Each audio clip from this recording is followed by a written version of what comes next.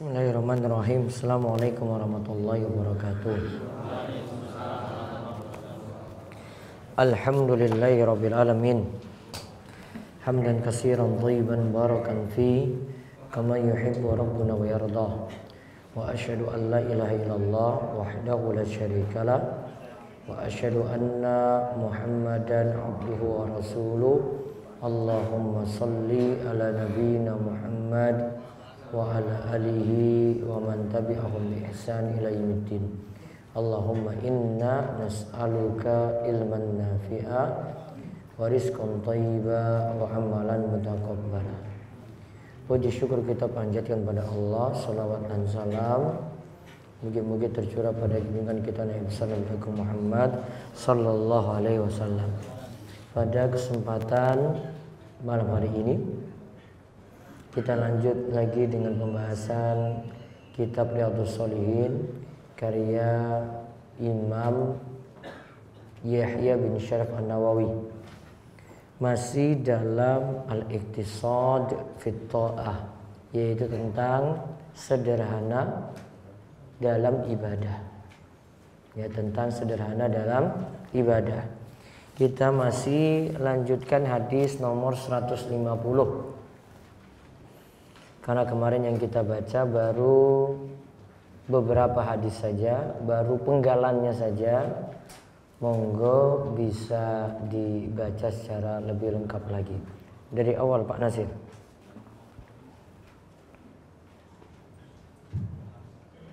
Oh, langsung saya dalam riwayat lain dikatakan. Dalam riwayat lain dikatakan Rasulullah SAW bersabda, saya mendengar bahwa kamu berpuasa sepanjang hari dan bangun sepanjang malam untuk sholat malam. Betul? Saya menjawab, benar wahai Rasulullah. Beliau bersabda, janganlah berbuat demikian. Berpuasa dan berbukalah, tidur dan bangunlah untuk mengerjakan sholat, karena sesungguhnya tubuhmu ada hak atas tubuhmu, kedua matamu pun ada hak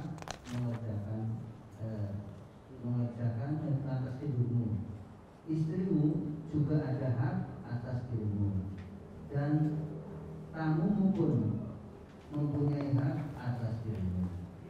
Cukuplah kamu berpuasa 3 hari dalam setiap bulan, karena setiap satu kebaikan itu diberi balasan 10 kali lipat. Dan jika kamu berpuasa 3 hari setiap bulannya, berarti kamu seperti berpuasa sepanjang masa. Maka saya memperberatnya sehingga aku diperberat. Saya bertanya, wahai Rasulullah, saya merasa masih kuat. Nabi menjawab, berpuasalah seperti puasanya Nabi Daud. Jangan lebih dari itu. Saya bertanya, bagaimana puasanya Nabi Daud? Beliau menjawab, setengah masa. Ketika Abdullah sudah tua, ia berkata, seandainya dahulu saya menerima keringanan yang diberikan oleh Rasulullah SAW. Dalam riwayat lain disebutkan, sesungguhnya untuk anakmu pun ada hak atas dirimu. Dalam riwayat lain juga disebutkan, Rasulullah SAW bersabda, tidak dibenarkan seseorang yang berpuasa terus sepanjang tahun. Beliau mengulanginya sampai 3 kali. Selain itu, dalam riwayat lain disebutkan, puasa yang paling disukai Allah adalah puasanya Nabi Daud. Sholat yang paling disukai Allah adalah cara sholat Nabi Daud, yaitu beliau tidur sampai setengah malam, bangun pada sepertiganya, kemudian tidur lagi pada 6 malam terakhir. Beliau berpuasa sehari serta berbuka sehari. Selain itu, beliau tidak pernah lari ketika bertemu dengan musuh. Ada pula riwayat lain yang menyebutkan bahwa ia berkata, ayahku menikahkan aku dengan seorang wanita dari keturunan yang baik. Ayah berniat untuk mengetahui kondisi menantunya, yakni istri anaknya. Lalu ia bertanya pada wanita itu perihal keadaan suaminya. Setelah ditanya, istrinya itu berkata, sebaik-baik lelaki ialah suamiku itu. Ia tidak pernah menginjak hamparan kita dan tidak pernah memeriksa takbir kita. Maksudnya tidak pernah berkumpul untuk menyetujuinya sejak kita datang padanya. Setelah peristiwa itu berjalan lama, maka ayahnya memberitahu hal tersebut kepada Nabi SAW. Lalu beliau bersabda kepada ayahnya, pertemukanlah saya dengan lelaki itu. Saya menemui beliau sesudah diajukan oleh ayahku. Beliau bertanya, bagaimana cara kamu berpuasa? Saya menjawab, saya berpuasa tiap hari. Beliau bertanya, bagaimana cara kamu menghafal Al-Quran? Saya menjawab, setiap malam saya menghafalkan sekali. Seterusnya orang itu menyebutkan sebagaimana cerita yang disebutnya. Ia membacakan kepada salah satu istrinya sepertujuh bacaan yang ia baca. Ia memulainya dari siang hari supaya lebih ringan ketika membacanya pada waktu malam. Jikalau ia hendak memperkuat dirinya, ia berbuka selama beberapa hari dan dihitunglah jumlah hari berikutnya berbukanya. Kemudian ia berpuasa sebanyak hari berbukanya tersebut. Alasan ia melakukan demikian karena ia tidak senang kalau meninggalkan sesuatu sejak dia berpisah dengan Nabi SAW. Hadis muttafaqun alaih, hadis riwayat Bukhari nomor 3418 dan Muslim 1159. Baik. Sekarang kita lihat faedah dari hadis tadi. Ini masih cerita tentang Abdullah bin Amr bin Al-As. Ya, tentang Abdullah bin Amr bin Al-As yang rajin ibadah. Kemarin kan kita sudah lihat sama seperti cerita di sini, dia itu setiap hari puasa. Terus sholat malamnya juga begitu giat. Sholat malamnya itu semalam penuh. Kalau di dalam hadis ini, di dalam riwayat tambahan tadi, kita lihat lagi Nabi SAW nasihatkan kepada Abdullah karena dia itu rajin puasa, rajin sholat malam. Beliau katakan, fa inna li jasadika alaika haqqan. Ingat, badanmu punya hak juga untuk istirahat. Wa inna li ainaika alaika haqqan. Matamu juga demikian. Punya waktu juga, hendaklah diberikan waktu juga untuk istirahat. Wa inna li zaujika alaika haqqan. Istrimu juga hendaklah diberikan waktu untuk diberikan perhatian. Wa inna li zaurika alaika haqqan. Temanmu juga hendaklah diberikan hak juga, sebagaimana yang lainnya lagi tadi. Tadi mata, istri, kemudian tamu. Ya, tamumu juga Yang datang itu hendaklah diberikan hak. Wa inna bihasbika antasuma fi kulli syahrin salasata ayyam fa inna laka bi kulli hasanatin asyra amsalihha. Dan hendaklah puasa tiap bulan itu 3 hari, karena satu kebaikan itu dibalas 10 kebaikan yang semisal. Fa inna dzalika siyamud dahar.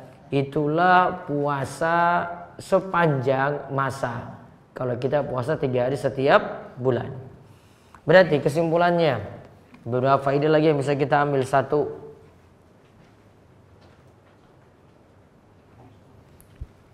hendaklah kita memberikan hak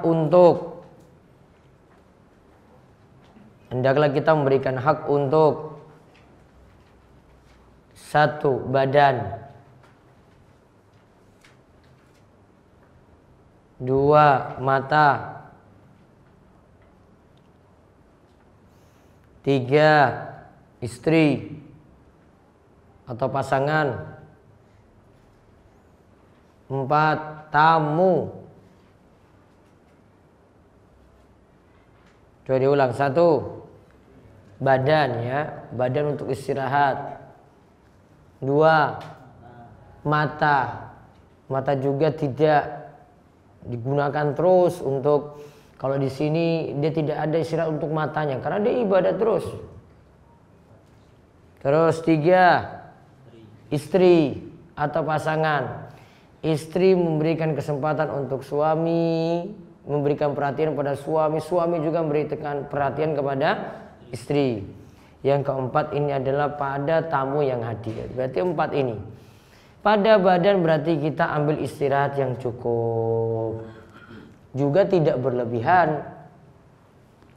Kalau berlebihan dalam istirahat tadi, yaitu dalam tidur, berarti sudah berlebihan dalam hal mubah lagi, tercela dari sini.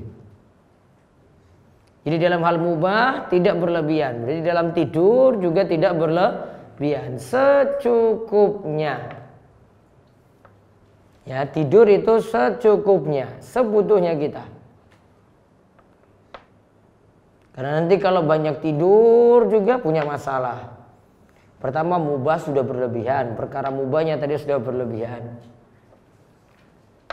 Yang kedua, banyak tidur terus hati tidak bisa terjaga, bisa sampai mematikan hati karena malas-malasan terus. Juga di sini mata di sini butuh istirahat. Kalau di zaman ini mata habisnya banyak untuk apa coba? Untuk apa Bapak? Mata zaman ini lihat HP, HP-nya diapain, dilihat-lihat terus?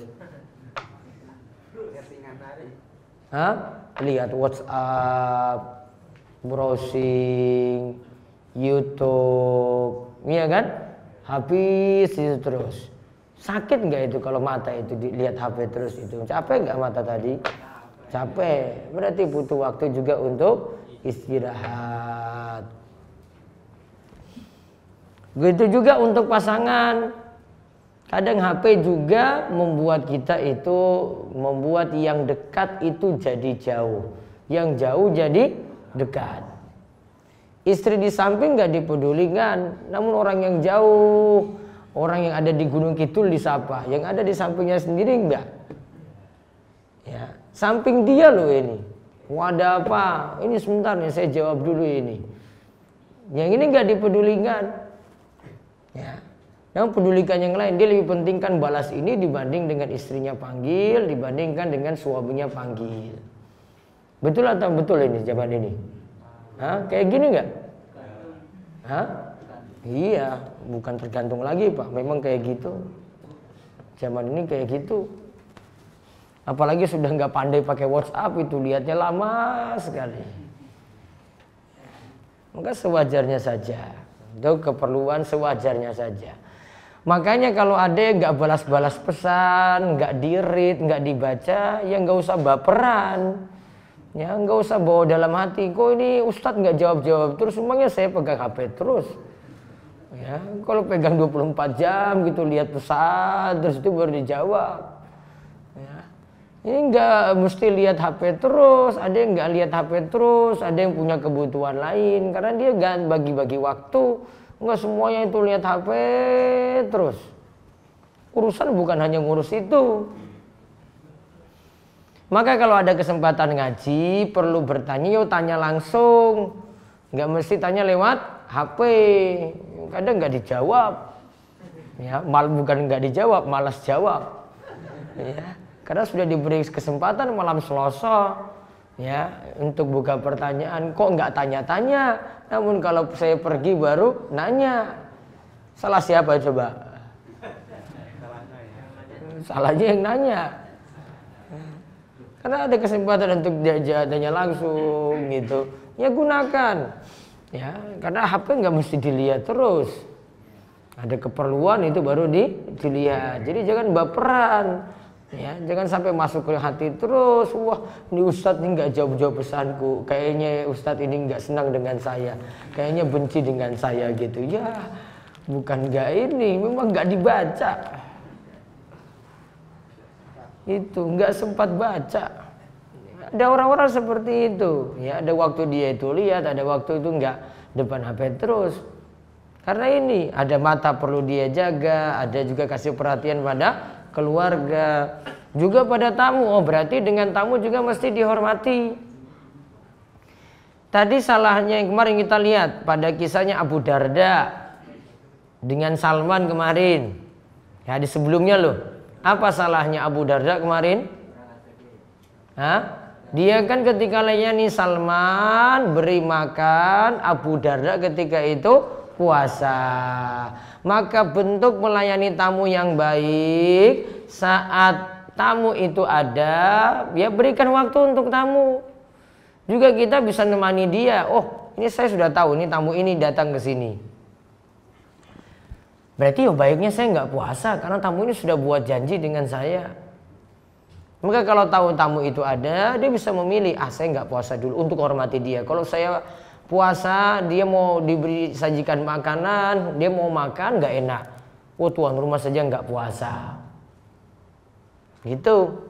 Ini bentuk memuliakan tamu. Sebagaimana kata Nabi SAW, man kana yu'minu billahi wal yaumil akhir falyukrim dhaifahu. Siapa yang beriman kepada Allah dan hari akhir, hendaklah dia itu muliakan tamunya.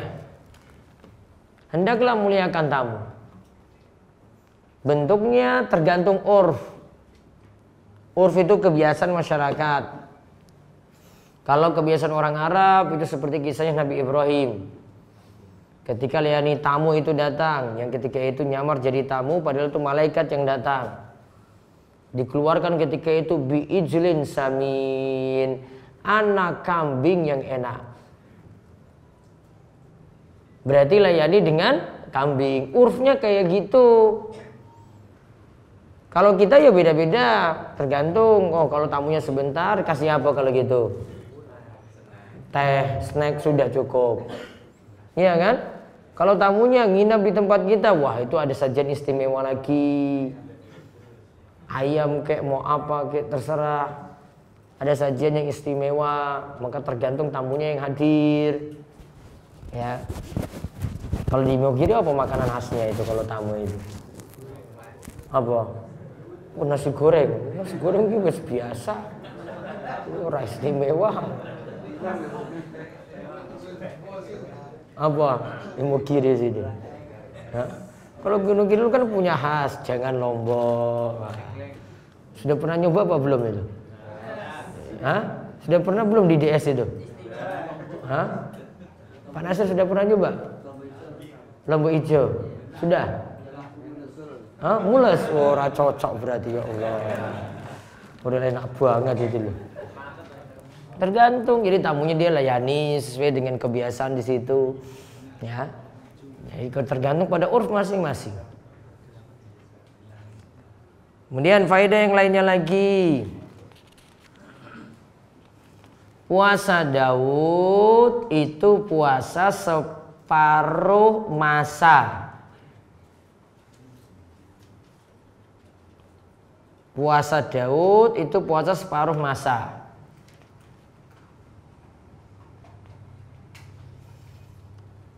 Kemudian faedah yang berikutnya lagi, puasa Daud tidak boleh ditambah dengan puasa lainnya.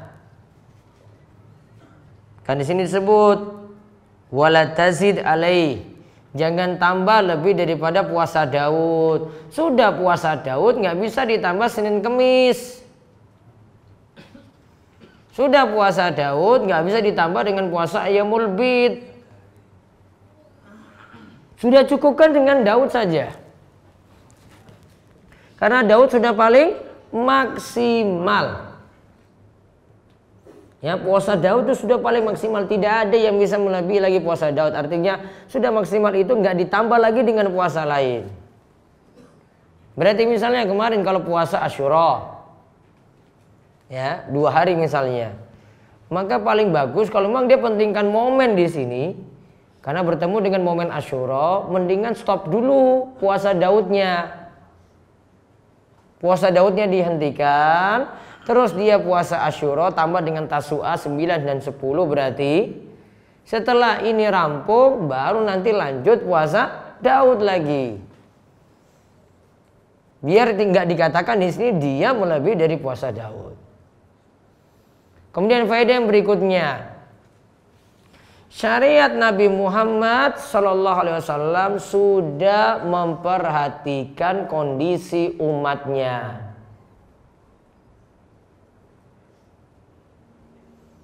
Sudah memperhatikan kondisi umatnya.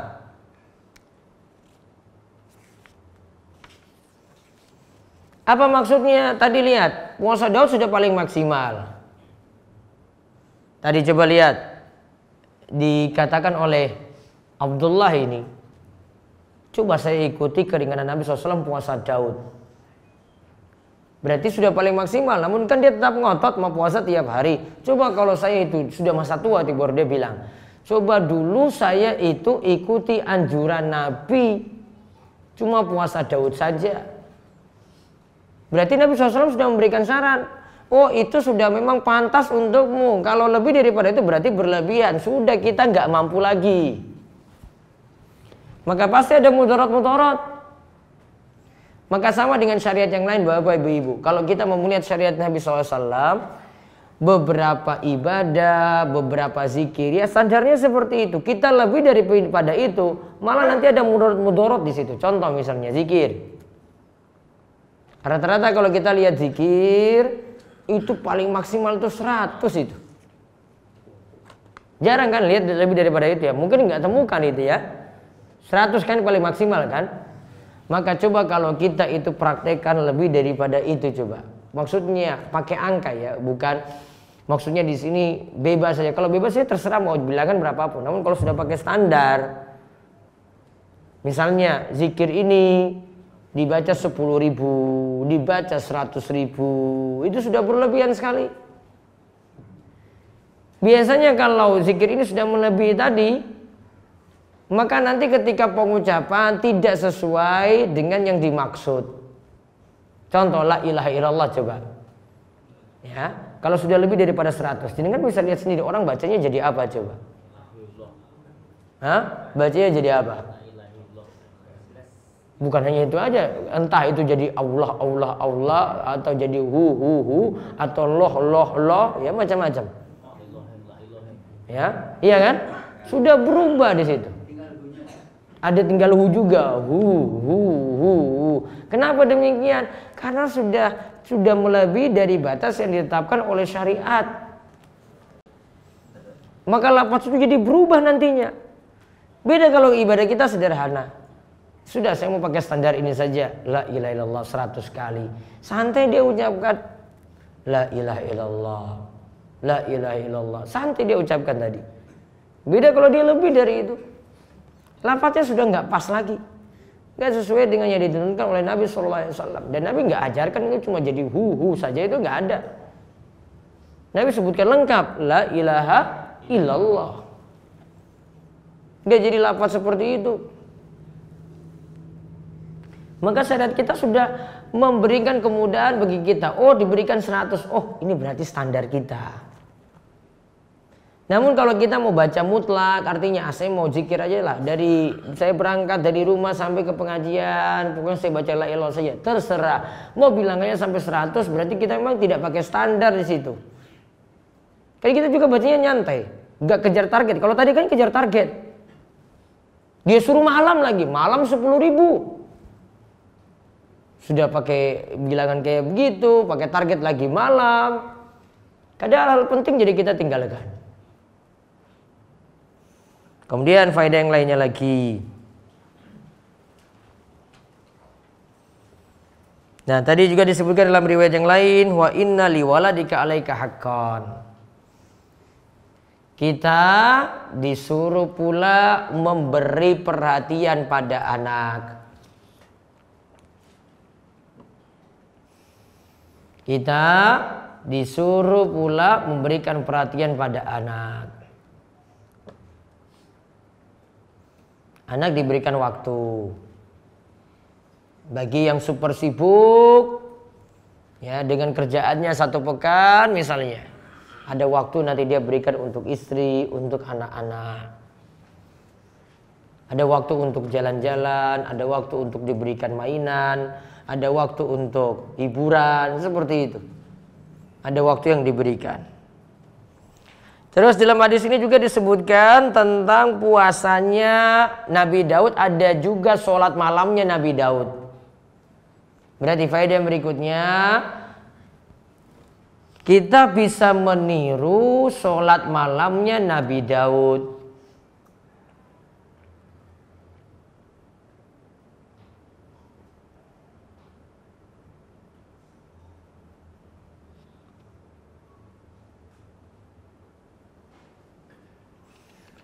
Yaitu Nabi Daud tidur separuh malam.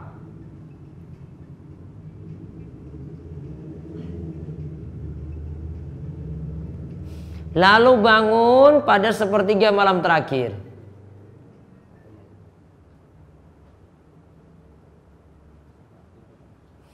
Lalu tidur lagi pada 1/6-nya.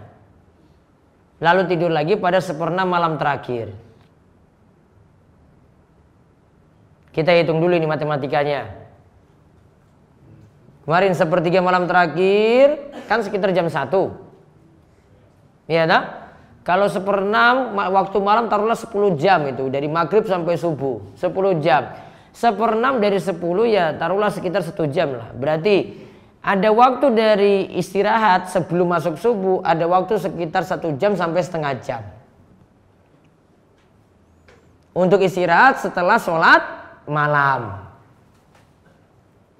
Berarti malamnya itu kita istirahat dulu, terus sholat malam, terus setelah itu tidur lagi sampai waktu subuh.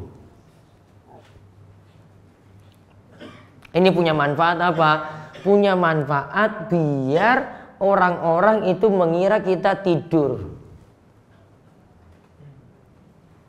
Jadi nggak sholat malam. Amalannya jadi rahasia. Kan kita nanti pasnya bangunnya nanti kan pas waktu subuh.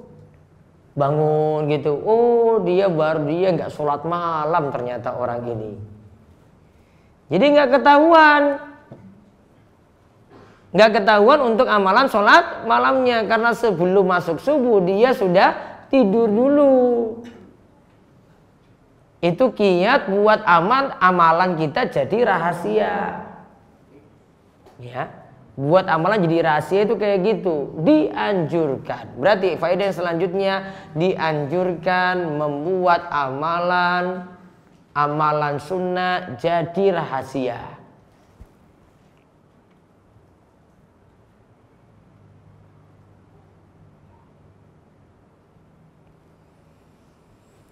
Amalan-amalan sunnah jadi rahasia.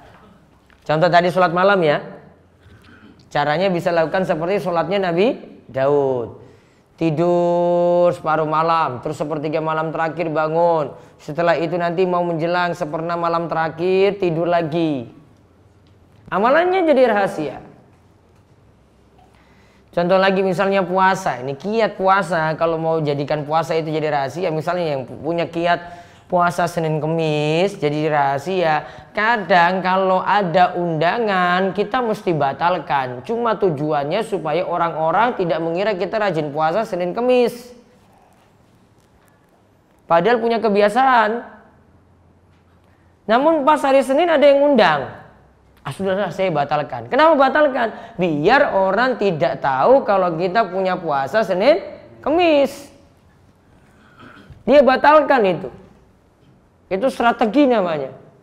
Orang nggak tahu. Orang kan jadi suuzon itu pada kita. Oh iya ya, orang ini nggak pernah puasa Senin Kemis. Padahal dia sengaja. Mendingan orang suuzon pada kita nggak lakukan itu. Padahal kita lakukan. Karena amalan nggak perlu dipamer-pamerkan. Ya, amalan tidak perlu dipamer-pamerkan. Kecuali yang jeleknya misalnya kita nggak lakukan amal itu, orang puji kita pada amalan tersebut. Ini ada kisah, ini dua orang tabi'in. Satu namanya Husain. Dia ketika itu ya disengat binatang. Akhirnya bangun malam.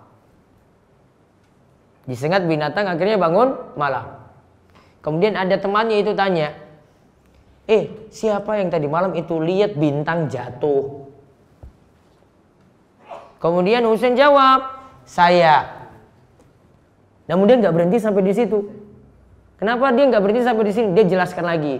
Namun maaf, saya tidak sholat malam. Namun saya digigit binatang. Tahu kalimat ini maksudnya apa?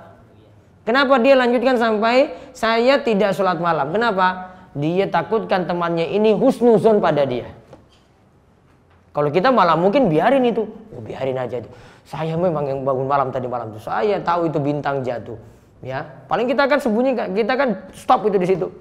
Biar apa? Biar nanti dia tuduh saya itu, masya Allah orang ini rajin sholat malam. Nah, tabiin ini dia nggak mau.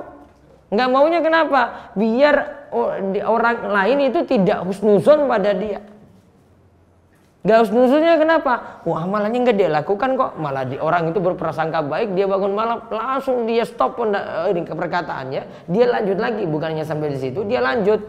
Saya bangun malam karena memang digigit binatang, bukan karena sholat malam. Ini setelah itu dia ceritakan lagi tentang hadis. Ya, yang satu tadi itu dia meminta diruqyah, maka dia ingatkan tentang hadis Ibnu Abbas tentang 70.000 orang yang masuk surga tanpa azab dan tanpa siksa, tanpa hisab dan tanpa siksa. Awal-awal kisahnya seperti itu dulu. Jadi ada amalan itu kita jadikan rahasia. Dan ini sudah jadi kebiasaan para ulama dulu. Mereka itu senang sekali amalannya itu jadi rahasia. Beda dengan kita saat ini. Amalan kita itu sering sekali atau senang sekali kalau amalan tersebut itu nampak di hadapan orang banyak. Ya, sudah ada media sosial, iya kan? Ya, sudah ada story juga yang ada di WhatsApp. Ya, ada sesuatu aja bisa difoto, diupload itu jam 3 malam itu. 3 malam itu dia upload. Atau dia cuma buat status saja, kalau nggak mau pakai foto lah dia buat status. Ayo bangun malam, bangun sholat malam gitu. Ada dua kemungkinan saja ini. Yang pertama kemungkinannya apa? Dia ngajak orang kan. Kemungkinan yang kedua dia ingin dipuji orang untuk amalan itu. Ya kita husnuzon sama dia lah, dia bangunkan orang. Namun untuk kemungkinan kedua juga ada, ya ingin dipuji amalan tadi. Maka harusnya kalau mengajak orang itu bukan pas jam 3 tadi, biar orang nggak nuduh kita dulu. Namun apa? Sebelum tidur ngajak seperti itu. Kalau di WhatsApp atau di mana gitu. Ya.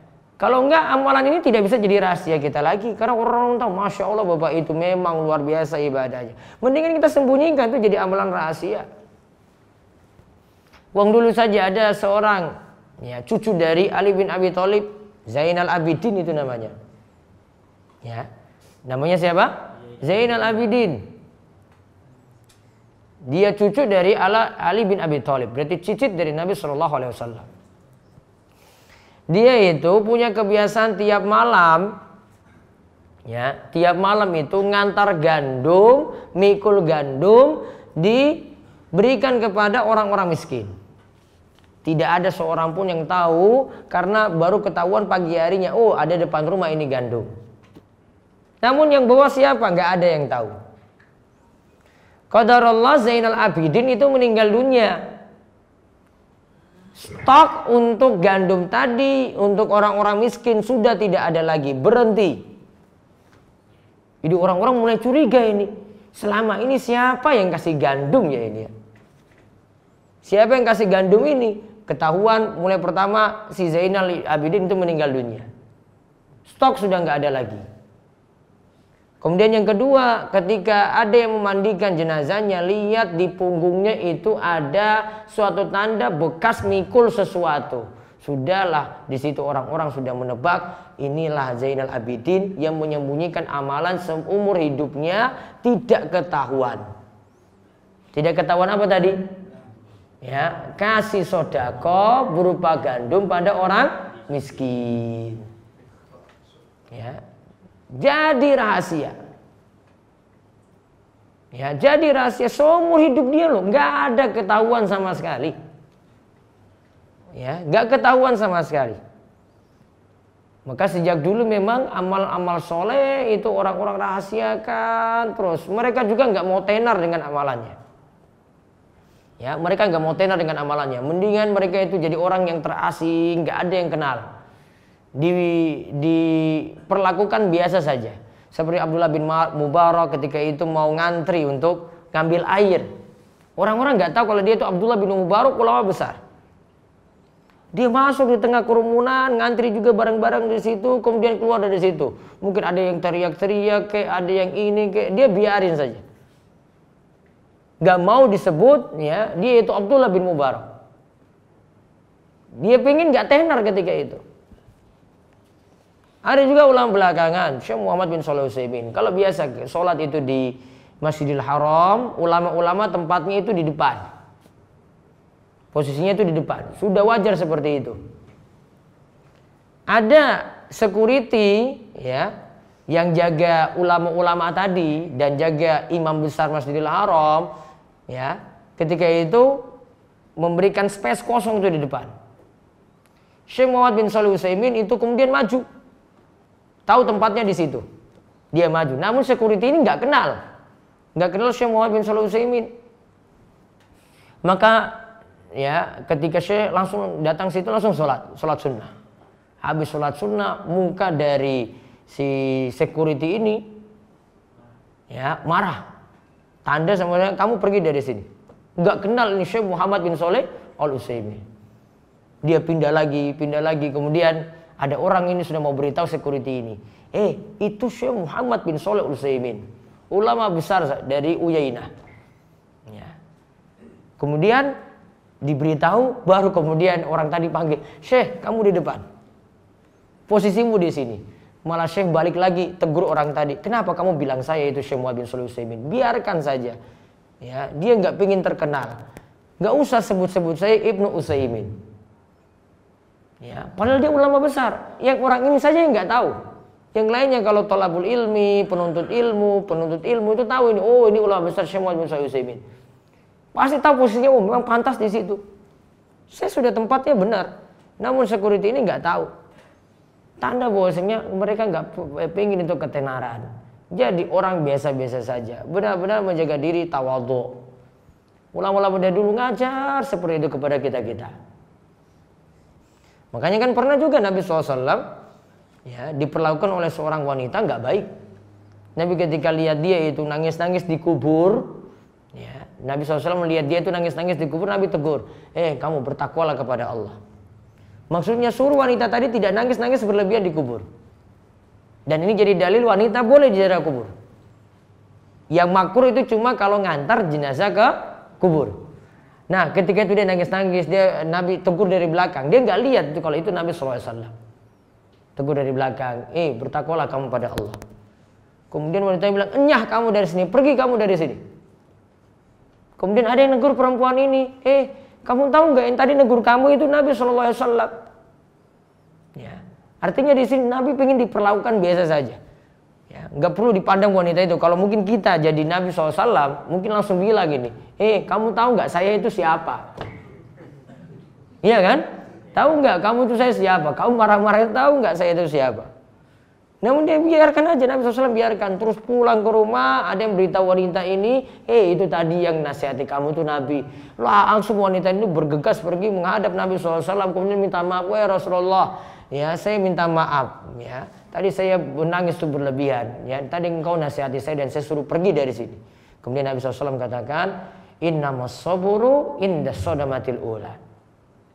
Sesungguhnya yang namanya sabar itu ketika mendapatkan musibah pertama kali. Artinya kalau langsung dapat musibah, langsung sabar. Bukan segala sesuatu sudah pecah, sudah marah-marah, sudah ngamuk-ngamuk, baru terakhir bilang, saya sabar. Sabar itu dari apa? Dari yang pertama. Bukan ketika di tengah-tengah, bukan ketika sudah berakhir. Namun dari pertama ketika kita itu mendapati musibah. Pelajaran pentingnya di sini Nabi SAW ajarkan tawadhu pula, rendah hati. Kemudian faedah yang lainnya lagi.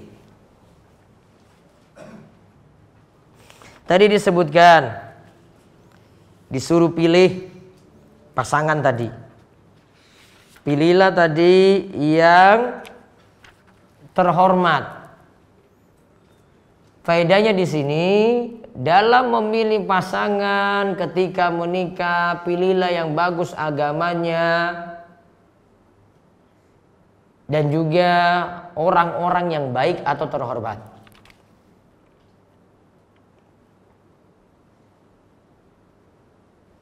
Orang-orang yang baik atau terhormat.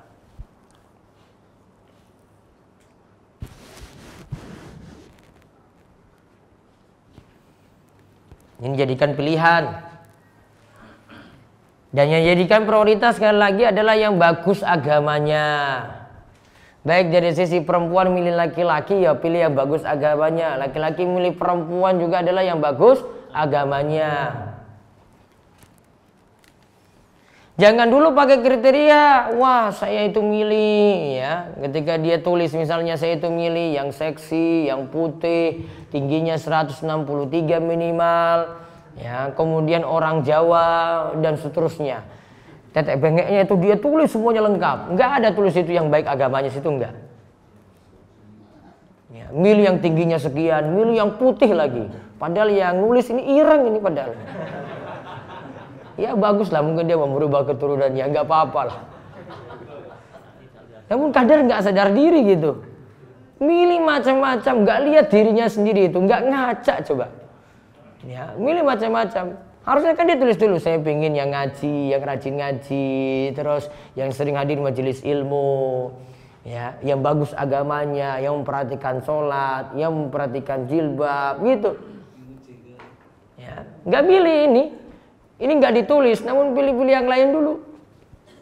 Berarti nggak pakai standar prioritas yang bagus. Yang Nabi SAW tentukan adalah yang pilih yang bagus, agamanya terlebih dahulu.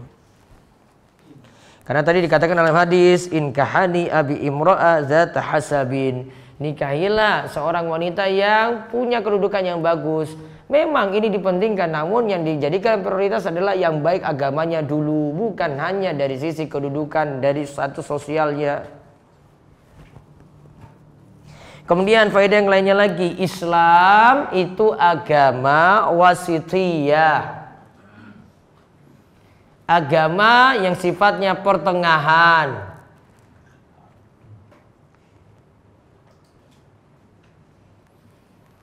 Tidak gampang-gampangkan, tidak juga memperberat. Tengah-tengah. Mau sholat kayak gitu. Sholat kita tidak meremehkan sholat dan juga tidak menyusah-nyusahkan diri untuk sholat. Sederhana.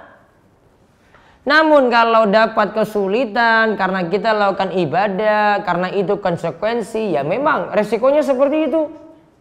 Contoh, pergi haji, pulang haji kok batuk-batuk, ya, ada yang flu, belum kunjung sembuh 2 minggu, 3 minggu, resiko. Konsekuensi dari ibadah tersebut ya memang seperti itu. Ya, konsekuensi dari ibadah tadi ya memang seperti itu. Namun ingat, kesulitan itu nggak dicari-cari. Kalau ada yang gampang ya sudah ikuti itu. Ada fasilitas mudah ya sudah. Contoh misalnya ini dalam ruangan ini sudah sumak, sudah panas sekali. Ada kipas. Terus ada yang bilang, sudah kipas nggak usah dinyalain. Kita keringat itu makin pahalanya makin besar. Makin keringat pahalanya itu makin besar. Saya bilang ini sudah ada fasilitas, yuk dimanfaatkan. Jangan cari-cari kesulitan. Itu namanya cari-cari kesulitan. Padahal dirinya itu bisa nggak sulit. Iya kan? Jadi kesulitan itu Bapak Ibu-ibu sekalian, kesulitan itu nggak dicari-cari. Namun kalau itu ikutan karena kita beramal, ya sudah dapat pahala karena kesulitan tadi. Namun nggak boleh dicari-cari. Contoh kalau mau dicari-cari, sudah punya motor coba. Mau pergi ngaji, butuh perjalanan 10 kilo misalnya. Sudah dia pakai prinsip, sudah saya mau jalan kaki saja. Makin sulit saya, pahala saya makin besar. Mau kayak gitu Pak. Ya. Saya makin sulit, pahala saya makin besar. Motor nggak mogok, ya, bannya masih utuh, masih bisa dipakai. Namun tadi punya prinsip, pokoknya makin sulit, pahalanya makin besar. Iya, namun salah paham. Makin sulit yang dimaksud adalah kalau itu ikutan atau konsekuensi. Karena kita beramal, bukan kesulitan yang kita cari, yang kita buat-buat. Maka kalau ada fasilitas ya monggo silakan dimanfaatkan. Oh, saya pergi ngaji pakai motor gitu. Itu fasilitas namanya. Manfaatkan itu. Maka tidak ada masalah. Baik, faedah yang berikutnya lagi.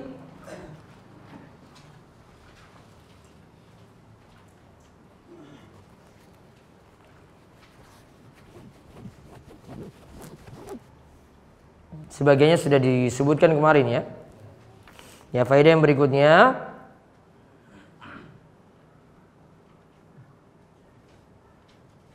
di sini kan ada yang tadi mengadukan sakit. Kapan tadi mengadukan sakit itu ya? Nah, tadi dia kan menyesal si Abdullah tadi karena saat waktu mudanya dia banyak-banyak puasa. Ternyata ketika waktu tuanya sudah sulit, kondisinya itu sulit. Berarti di sini boleh mengadukan sakit.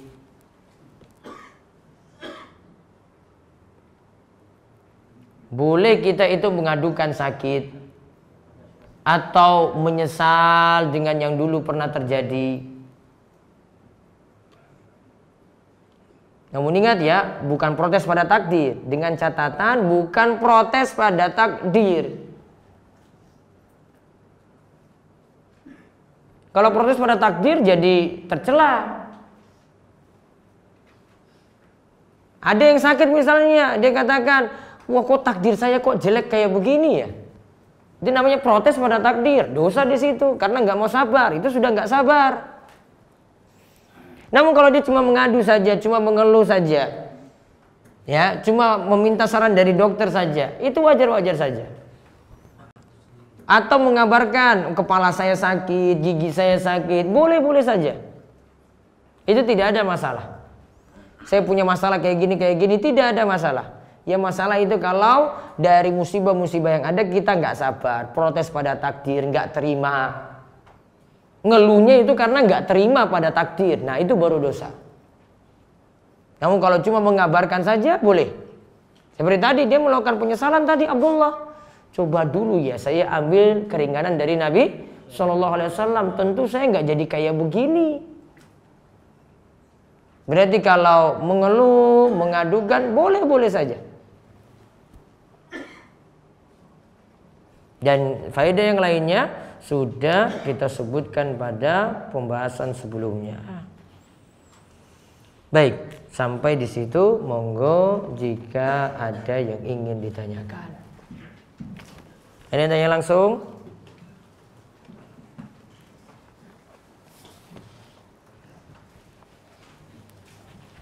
Ada yang tanya langsung? Ya.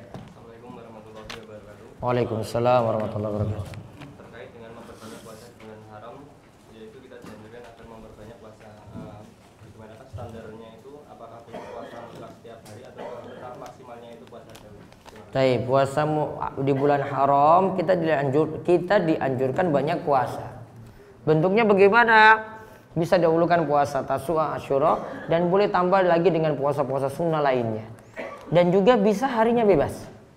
Berarti seperti puasa mutlak, tanpa dikaitkan dengan Senin Kemis, tanpa dikaitkan dengan Daud, tanpa dikaitkan dengan Ayyamul Bid, boleh. Itu terkait dengan bulan-bulan haram itu? Iya, semua bulan haram seperti itu. Dari Zulqa'dah, Zulhijjah, Muharram, dan Rajab. Apa ada dalil doa pemberangkatan jenazah dalam takziah? Apa harus ucapkan amin? Kalau cuma mungkin pelepasan saja sah-sah saja, itu urf namanya.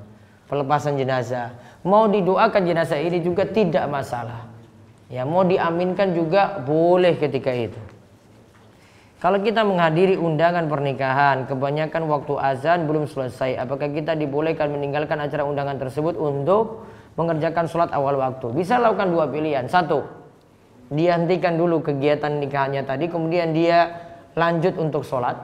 Atau yang kedua, karena pertimbangan bisa ngajak teman-teman dan maslahatnya lebih besar, yang lainnya juga semuanya bisa berjamaah juga, maka sementara dia tunda, tunggu sampai acara selesai, kemudian sholat berjamaah berbarengan dengan teman. Yang penting berjamaah. Ustadz, bagaimana cara mengetahui orang yang mengenai ain ke kita? Misal ada orang yang terkena ain, lalu bagaimana, adakah caranya agar kita bisa mengetahuinya? Karena ada hadis yang menyebutkan kalau harus mandi bekas si pemberi ain tersebut. Ini kalau kita ketahui saja.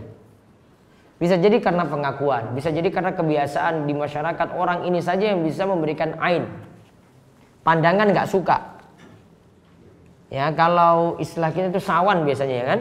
Nah, sawan ini diberikan biasanya pada orang-orang tertentu, dari orang-orang tertentu saja. Oh, orang ini yang biasanya beri. Maka kita bisa curiga pada dia karena cuma dari dia saja, atau karena pengakuan dia. Namun kalau ini tidak ada, maka baiknya nggak banyak suuzon pada orang, kecuali ada bukti saja. Berarti kalau ini tidak bisa ditemukan, nggak boleh suruh orang, maksa orang untuk ngaku bahwasanya dia beri ain, kemudian suruh dia berwudu. Nantinya dia sakit hati di situ karena dituduh dengan sesuatu yang tidak benar pada dirinya. Jadi sikapnya kalau kayak gini sudah bacakan ruqyah kalau begitu, tidak mesti dengan mengumpulkan air bekas wudu dari orang yang memberi ain. Padahal itu belum terbukti kalau dia itu memberikan ain. Ustadz, lebih utama mana puasa Senin Kamis ataukah puasa Ayyamul Bid? Lebih utama puasa Senin Kamis. Kenapa? 1 bulannya lebih banyak daripada Ayyamul Bid cuma 3 hari. Kalau puasa Senin Kamis jadi 8. Tentu saja yang banyak aktivitasnya lebih banyak pahalanya.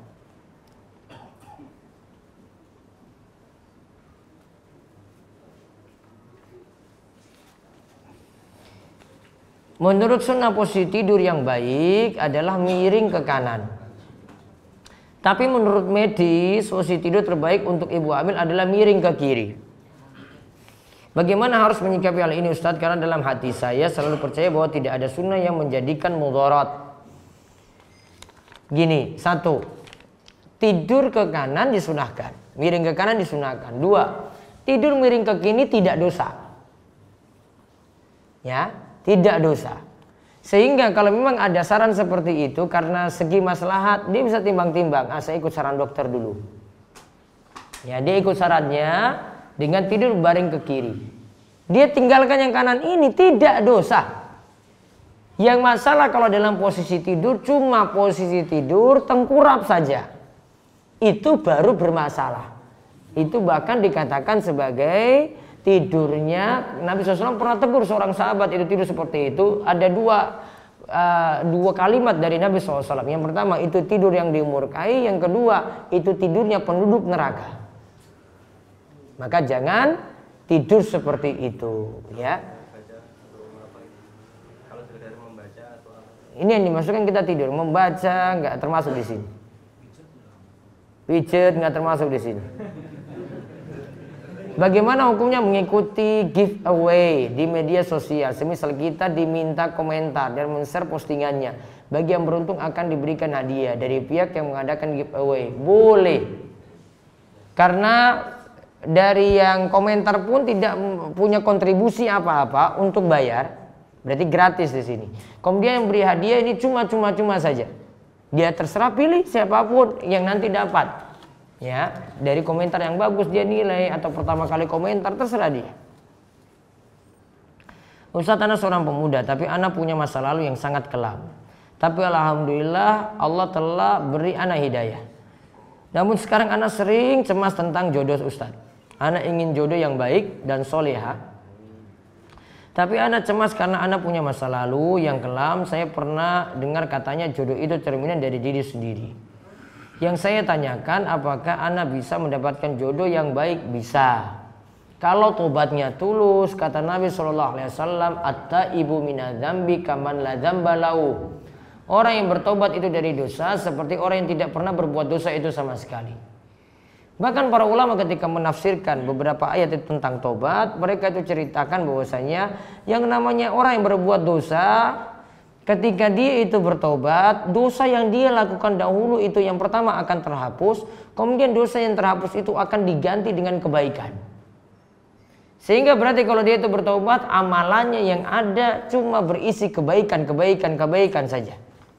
Ya, dosanya sudah dianggap terhapus tadi. Maka nggak usah khawatir dengan hal tadi. Kalau sudah bertobat, maka nanti Allah akan berikan jodoh yang terbaik. Bagaimana kiat-kiat untuk istiqomah? Kiat paling utama adalah satu, banyak berdoa pada Allah. Dengan berdoa misalnya, ya muqallibal qulub, sabbit qalbi ala dini.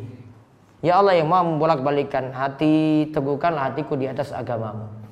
Yang kedua, carilah teman soleh. Dan teman soleh itu paling mudah didapatkan kalau kita berada dalam majelis ilmu. Jadi banyak-banyak ngaji terus berada dalam majelis ilmu. Itu akan mudah nanti untuk istiqomah.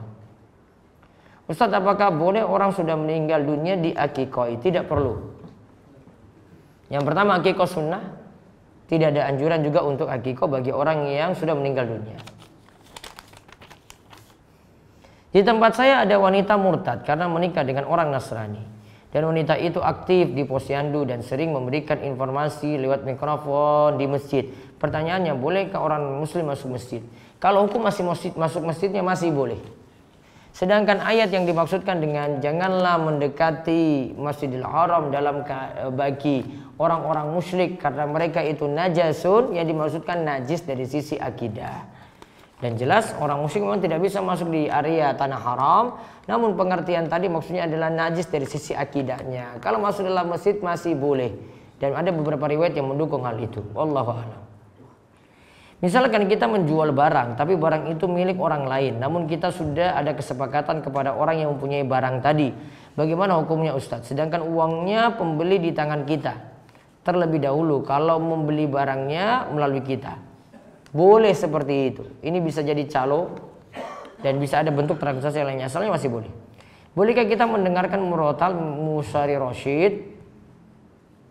Karena ada yang mengatakan tidak boleh. Sah-sah saja untuk mendengarnya. Ustadz, mohon kajian buku Al-Furqatun Najiyah di-live-kan Radio DS atau Instagram. Saya mencari di YouTube, belum tersedia. Dan saya berhalangan ikut daurah bulan depan.